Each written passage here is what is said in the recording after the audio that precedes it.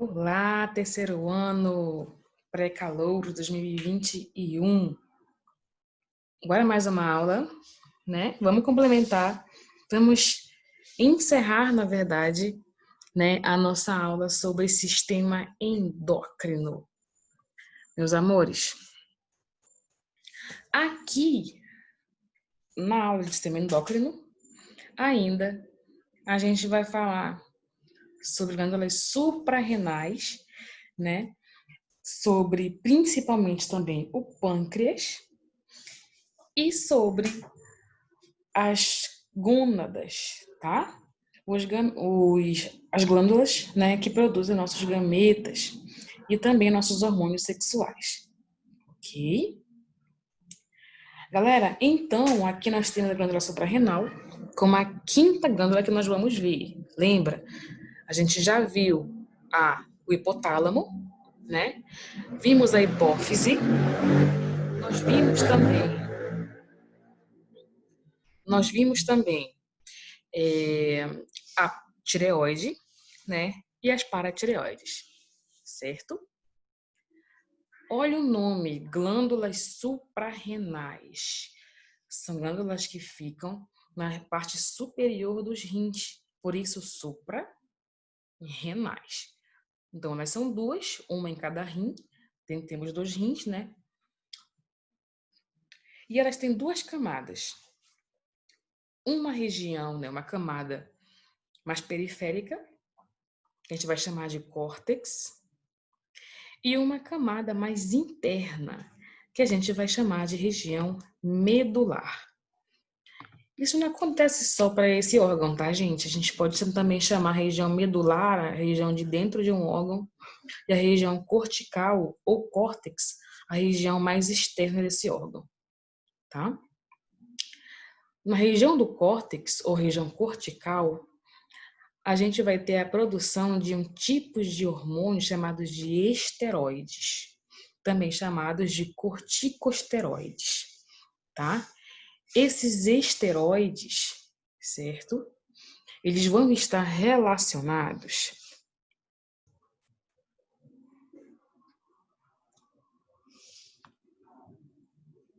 à produção, né, de aldosterona, por exemplo, a produção de cortisol, né, e de hormônios sexuais, meus amores. Esses hormônios, né, são um grupo, tá? São grupos, na verdade, de hormônios considerados como esteroides, ok? Galera, como tá no slide, né, eles são classificados como mineralocorticoides, como é o caso da aldosterona, como glicocorticoides, como é o caso do cortisol, e os hormônios sexuais, que são a progesterona, né? No caso, a testosterona também. Nas mulheres, nós temos testosterona, tá? E essa testosterona, ela também, no caso em nós mulheres, ela é produzida pela suprarrenal. Nos homens, é produzida no testículo, tá? Em grande quantidade. Mas nas mulheres, a gente também tem esse hormônio, até para interação com a libido, com a produção de características sexuais, tá? Também, né, é importante esse hormônio. Só que nas mulheres é produzido na suprarrenal, tá bom? Repetindo, né, também na suprarrenal, produz alguns hormônios são chamados de estrogênios, né? E no caso a progesterona também, como eu falei para você. Ok? Queridos, aqui, né, nós vamos ter na região cortical, como eu te falei, esses hormônios, e na região medular a gente vai ter outros dois hormônios, que são a adrenalina e a noradrenalina.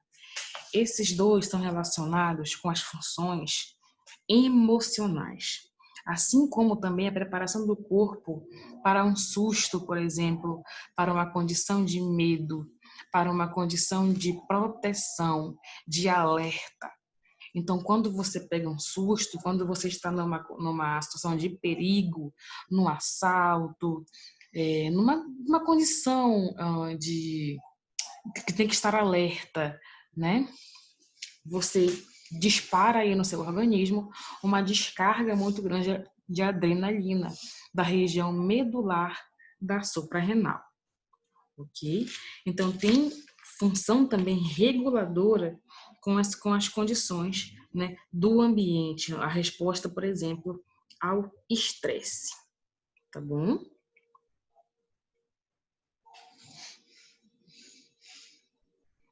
Aqui, então, tu tens as glândulas suprarrenais, certo?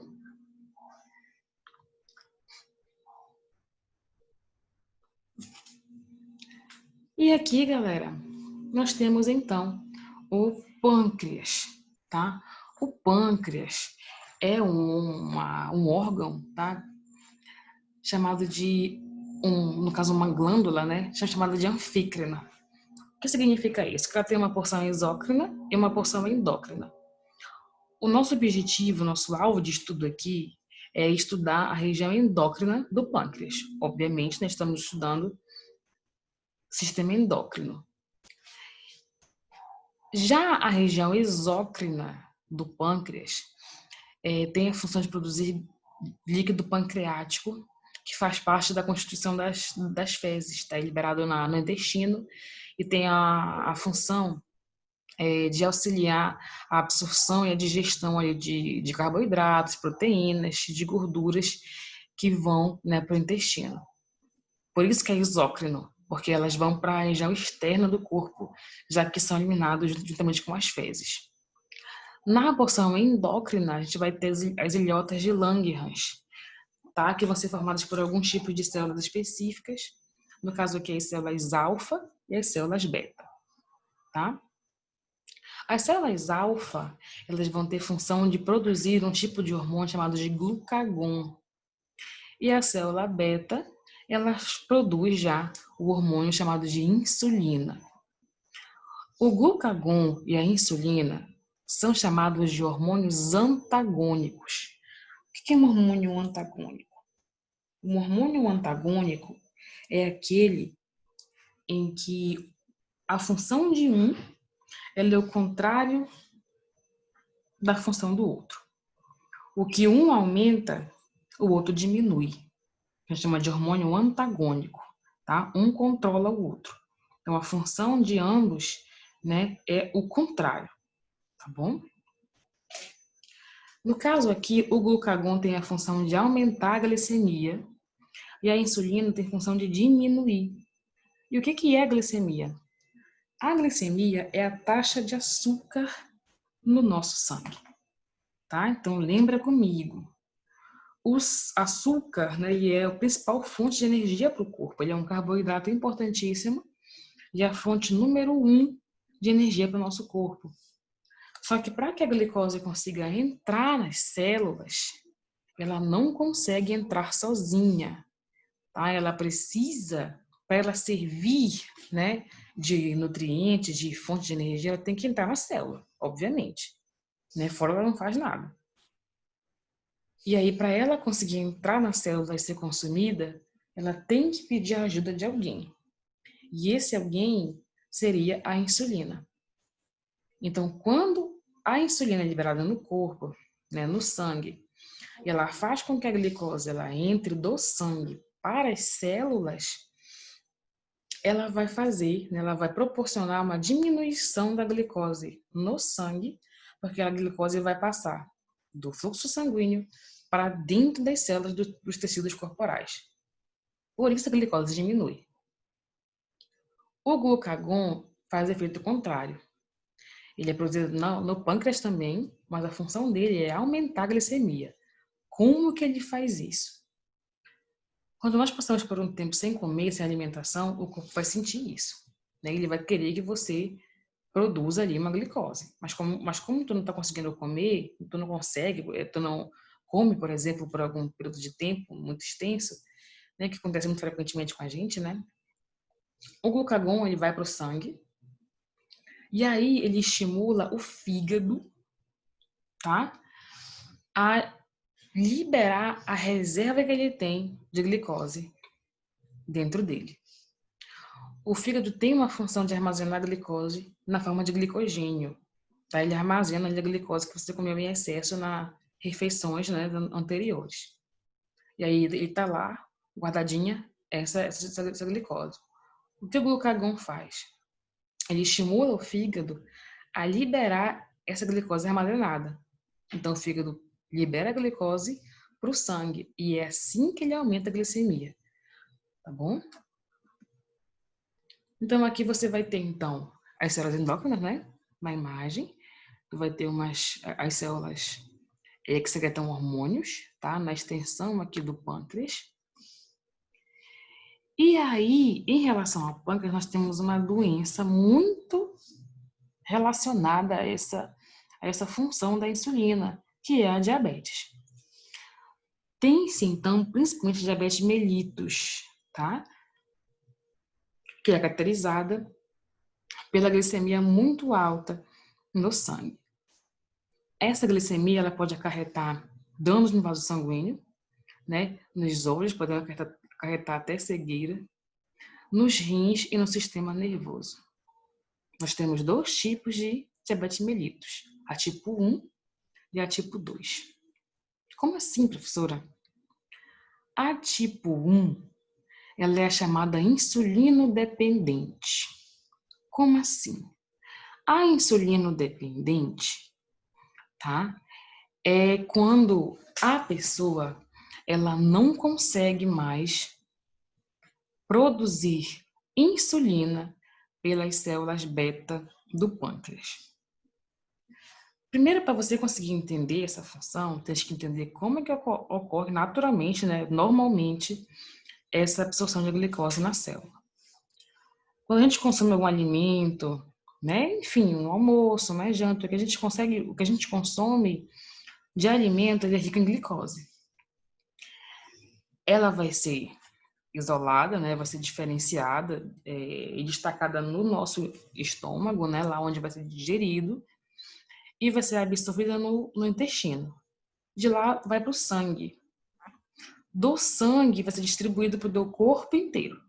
Mas essa glicose ela só vai poder entrar nas tuas células do corpo se ela tiver a insulina como suporte para ela poder entrar. Então, olha aqui. A insulina sai do pâncreas, né, como um hormônio. E essa insulina ela é uma chavinha que ajuda a destravar uma proteína chamada de permease. Essa chavinha, quando ela destrava essa permease, que é a proteína de membrana, ela abre e ela proporciona a entrada de glicose, tá? A glicose entra na célula e lá ela é consumida normalmente como fonte de energia. Se a insulina não é produzida no pâncreas, não tem quem abra essa portinha. Não tem quem abra a permease. Então, a permease fica fechada e a glicose não consegue entrar. Tá? Essa, né, ela é, no caso, a insulina é dependente. Ok. Meus amores, a insulina, então, como eu te falei, né? A insulina, ó, do tipo 1, perdão, a diabetes do tipo 1, que é insulina dependente, é quando acontece isso, tá? Quando o pâncreas não produz a insulina e aí não tem quem abra a portinha para a glicose poder entrar, certo? Na diabetes tipo 2, até que a pessoa tem insulina, ela produz insulina. Agora, o que acontece é que essa insulina não consegue se encaixar no receptor da insulina na célula. Então, por isso, ela não consegue abrir essa permease. Da mesma forma, a glicose não entra na célula. Tá? Então, a do tipo 1 é quando não tem hormônio, não tem insulina aqui no pâncreas. Ele não produz insulina, ele não fornece insulina. Na tipo 2, até que ele fornece, tá? Só que a insulina não consegue se encaixar aqui na proteína e não consegue abrir o canal para entrar a glicose. Então, ela também se concentra na parte exterior da célula e não é consumida. Perfeito? Só para fechar aqui o raciocínio, essa doença é muito caracterizada, né, pela medicação de insulina, tá? Então, a insulina, ela é vendida, né, laboratorialmente, ela é feita de forma artificial, né? E aí, a pessoa toma essa insulina, toma injeção de insulina, e ela auxilia, tá? O processo de absorção dessa glicose pelas células. Por fim, galera, nós temos os ovários e os testículos. Os dois são gônadas humanas, tá bom? Em relação aos ovários, nós temos uma gônada feminina, né, presente nas mulheres, e produz dois principais tipos de hormônio, o estrógeno e a progesterona. O estrógeno tem função de desempenhar, de estimular características sexuais secundárias, como, por exemplo, as mamas, né, se desenvolverem, o acúmulo de gordura na região do quadril, tá, que promove ali as curvaturas, né, no corpo feminino. Produz, então, o desenvolvimento a maturação, né, da região genital. Quando também há o desenvolvimento de pelos, né, pubianos e corporais, então, também é por esse hormônio. Assim como, né, o amadurecimento dos genitais, como eu te falei, e o impulso sexual, né, que seria o libido, tá? Também temos a progesterona, que tem função de preparar o útero para uma possível gestação, né? No caso aqui eu coloquei para você aqui, ó, nidação, que seria processo de união, né, de acoplamento, tá, do embrião na parede do útero, e assim como a preparação das mamas para uma possível amamentação. E não é a progesterona que auxilia a produção de leite. Quem faz isso é a prolactina, tá? Um outro hormônio. Aqui é a preparação da mama, tá? Para secretar esse leite. Então, aqui você vai ter a região medular, né? Que é a região mais do centro aqui do ovário, e a região cortical, que é a região mais periférica. Na região central aqui é onde você vai ter produção de hormônios. E na região mais periférica, a produção de gametas, tá? A produção do óvulo. Por fim, galera, tu tens, né, os testículos, gônadas masculinas. É nos testículos que você tem as células de Leydig, tá? Que produzem a testosterona. Esse hormônio, ele é importantíssimo até para iniciar a formação dos genitais masculinos. É ele também que proporciona as características sexuais secundárias nos meninos, como é a barba, né? Os pelos pubianos, o aumento da massa muscular, né? O menino vai criando mais ombro, ele vai ficando com o ombro mais largo, com o peitoral mais definido, tá? Claro que isso não é um padrão, mas o desenvolvimento muscular do menino sempre acontece na puberdade. Perfeito? Também é função, né, consequência da testosterona, o crescimento da laringe, formando o pomo de Adão, que é essa protuberância no pescoço dos meninos. E ela faz com que a voz do menino fique mais grossa, né? Mais grave ali. Tá bom? Aqui, então, você vai ter o testículo, e é dentro do testículo que você vai ter esse emaranhado, tá? De tubos, chamado de tubo seminífero, e é lá onde vai haver produção de espermatozoides.